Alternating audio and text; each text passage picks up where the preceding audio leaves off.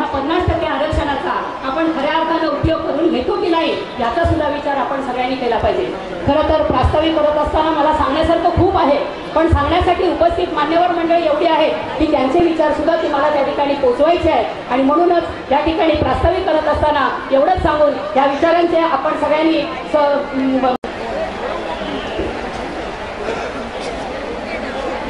महिलांचं नेतृत्व कसं करावं यासाठी मार्गदर्शन करण्यासाठी खास आपल्या नायसाहेबांनी निमंत्रित केले पाहुणे निमंत्रित केलेले ते आपल्या वर्धाताई गायकवाड आणि ताई शिंदे, यशोमतीताई ठाकूर आणि आपल्या प्रदेश अध्यक्ष माननीय कल्पनाताई त्याचप्रमाणे आपल्या जिल्हा परिषदेचे अध्यक्ष दीपलक्ष्मी परते आपले हे सगळं मार्गदर्शन करून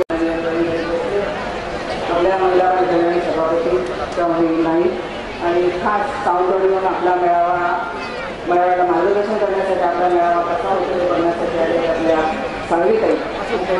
सर्व सहकारी व्यासपीठ आणि उपस्थित आपण सर्व